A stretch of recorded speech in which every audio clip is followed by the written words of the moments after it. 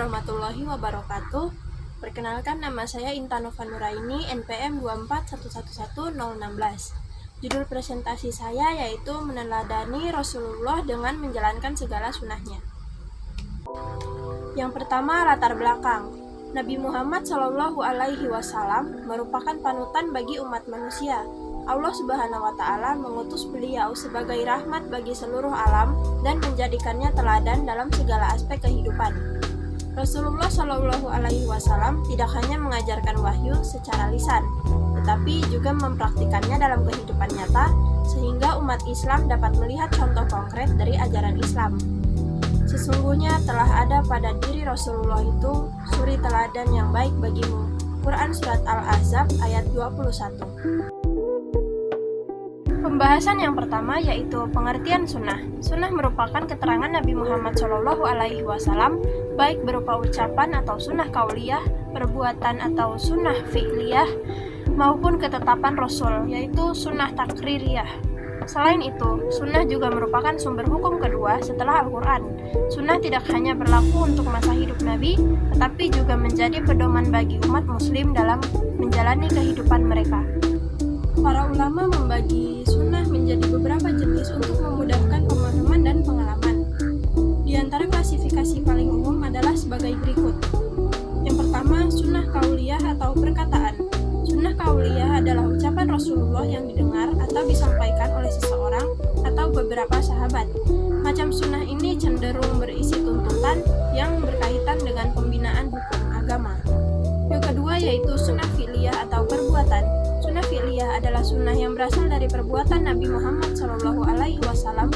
Perbuatan ini dilihat, diketahui, dan disampaikan para sahabat kepada orang lain. Sunnah ini bersumber dari segala bentuk perbuatan Nabi. Yang ketiga yaitu sunnah takririyah atau persetujuan. Sunnah takririyah adalah sunnah yang berasal dari respon Rasulullah terhadap segala perbuatan sahabat yang diketahuinya. Sunnah ini berupa perbuatan atau ucapan sahabat yang dilakukan di hadapan atau sepengetahuan Nabi Muhammad SAW. Selanjutnya yaitu fungsi dan kedudukan sunnah dalam Islam. Yang pertama yaitu fungsi. Fungsi yang pertama yaitu penjelas atau tabyin.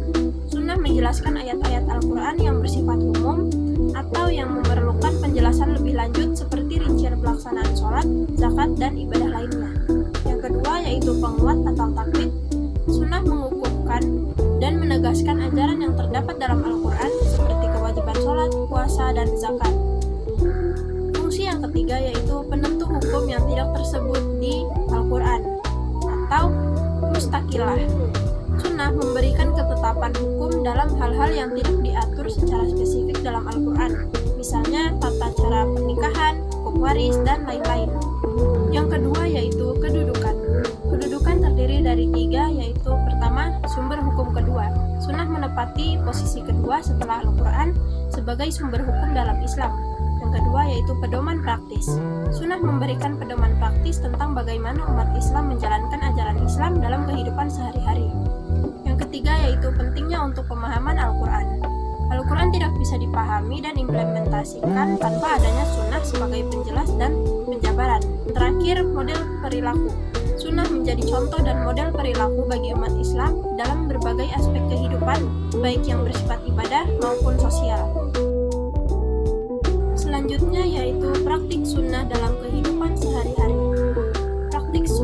Contoh praktik sunnah dalam kehidupan sehari-hari yaitu sebagai berikut. Yang pertama, sholat sunnah. Yang kedua, berpuasa Senin Kamis. Yang ketiga, zikir pagi dan petang. Yang keempat, memberi salam. Yang kelima, membantu sesama. Yang keenam, mengunjungi orang sakit. Yang ketujuh, melayat. Yang kedelapan, adab makan. Kesembilan, adab tidur. Kesepuluh, bersiwak. Dan yang ke-11, berpakaian.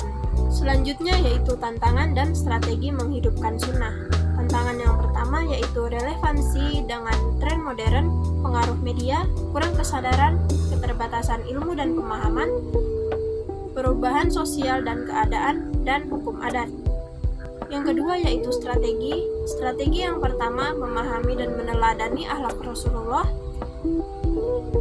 Yang kedua, menghidupkan sunnah-sunnah harian. Yang ketiga, mengikuti sunnah dengan kontekstualisasi.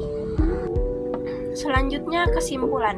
Meneladani Rasulullah Shallallahu Alaihi Wasallam dengan menjalankan segala sunnahnya merupakan bentuk nyata dari cinta dan ketaatan seseorang Muslim kepada Nabi dan kepada Allah Subhanahu Wa Taala. Sunnah bukan sekedar tradisi atau kebiasaan, melainkan pedoman hidup yang mencerminkan kesempurnaan ajaran Islam. Dengan mengamalkan sunnah, seorang Muslim akan semakin dekat dengan karakter Rasulullah yang penuh kasih, sayang, jujur, adil, dan bijaksana. Sunnah mencakup beberapa aspek kehidupan, baik dalam ibadah, sosial, maupun keseharian. Dalam ibadah, sunnah menambah kekhusyukan dan kesempurnaan. Dalam kehidupan sosial, sunnah membentuk pribadi yang lembut dan peduli. Dalam kehidupan pribadi, sunnah melatih kedisiplinan dan kebersihan jiwa. Di tengah tantangan zaman modern, meneladani sunnah menjadi solusi untuk menjaga akhlak dan identitas Muslim. Oleh karena itu, meneladani Rasulullah tidak hanya mendatangkan pahala, tetapi juga menjadikan kebaikan bagi diri, keluarga, masyarakat, bahkan peradaban. Menghidupkan sunnah adalah menghidupkan nilai-nilai Islam itu sendiri.